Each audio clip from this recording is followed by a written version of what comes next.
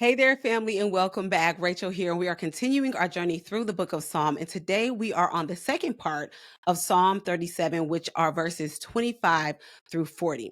And in this second half of Psalm 37, David reflects on a lifetime of seeing God's faithfulness. So let's hop into Psalm 37, verses 25 through 40. Once I was young, and now I am old, yet I have never seen the godly abandoned or their children begging for bread. The godly always give generous loans to others, and their children are a blessing. Turn from evil and do good, and you will live in the land forever. For the Lord loves justice, and he will never abandon the godly. He will keep them safe forever, but the children of the wicked will die. The godly will possess the land and will live there forever. The godly offer good counsel, and they teach right from wrong. They have made God's law their own, so they will never slip from his path. The wicked wait in ambush for the godly, looking for an excuse to kill them. But the Lord will not let the wicked succeed, or let the godly be condemned when they are put on trial. Put your hope in the Lord.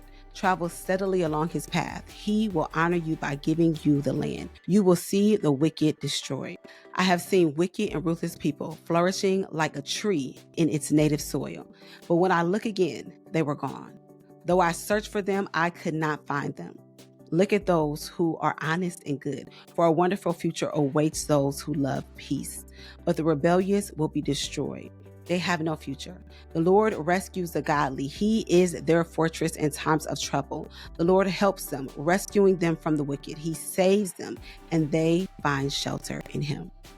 Y'all, Psalm 37 is just full of so much goodness for us to hold on to. And what I love about this is that Psalm 37 is for us today. This is David speaking about the righteous and the wicked.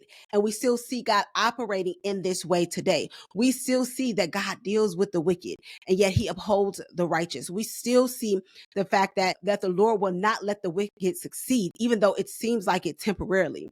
That if we put our hope in the Lord and we travel steadily along his path, he will honor us by giving us the land. Verse 34. We still see these things happening today. So although there are some times where we are reading the Old Testament and it is very specific to a context of a situation, a people, a place, and a situation going on, this psalm is one that we can hold dear to ourselves, and we can begin to grasp these promises and walk them out and live them out and declare them over our own lives. So make sure that you're doing that today. There's just a few promises that I want to highlight to you that I have underlined. Verse 28, for the Lord loves justice, and he will never abandon the godly. He will never abandon us, even in those times where it feels like, Lord, where are you? I'm going through this. This has happened. My family's walking through this, my job, this. He has not abandoned us. That is something that we get to hold on to. Even when it feels that way, we know that feelings can lie.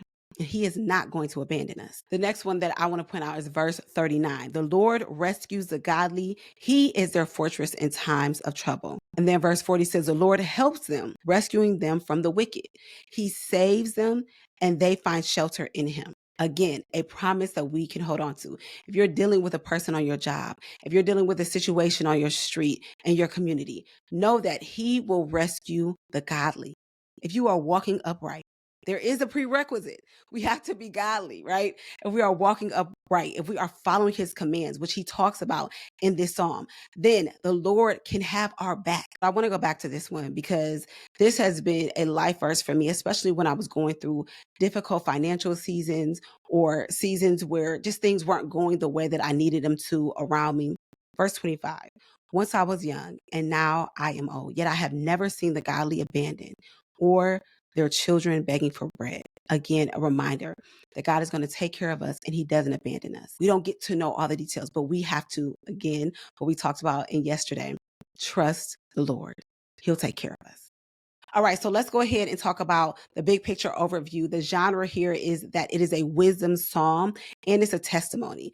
This section kind of shifts to a more personal testimony. And David even shares that he has never seen the godly abandoned in verse 25. The theological tone here is that it's reflective and reassuring. We're reminded that God sustains, he delivers, and he protects those who follow him, even in troubled times. And when we think about the big picture overview here, and where this psalm fits in light of everything, the second half of Psalm 37 is David's personal testimony of God's faithfulness across a lifetime. And it emphasizes God's protection and provision for the righteous, affirming that those who trust in the Lord will not be forsaken. This section comforts us with the assurance of God's justice and care no matter what is going on, and that it is everlasting. The key verse here is verse 25, which we've already said. Once I was young and now I'm old, yet I have never seen the godly abandoned or their seed begging for bread. David here is reminding us that he has seen so many things happen, and yet we can rely on the faithfulness of the Lord. He will not abandon us, and he will take good care of us. So now let me ask you this question. What testimony of God's faithfulness do you carry from your own life? Let's talk about it in the comments, y'all. It is testimony time. Share it in the comments today.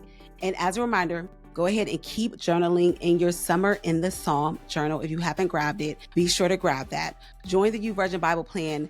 Make sure that you are all caught up on that plan, and continue to follow us on YouTube by subscribing and turning on those notifications. Everything you need can be found at wordandseed.com or at the link in the description. And remember that time with God is time you will never regret spending. I will see you in Psalm chapter 38.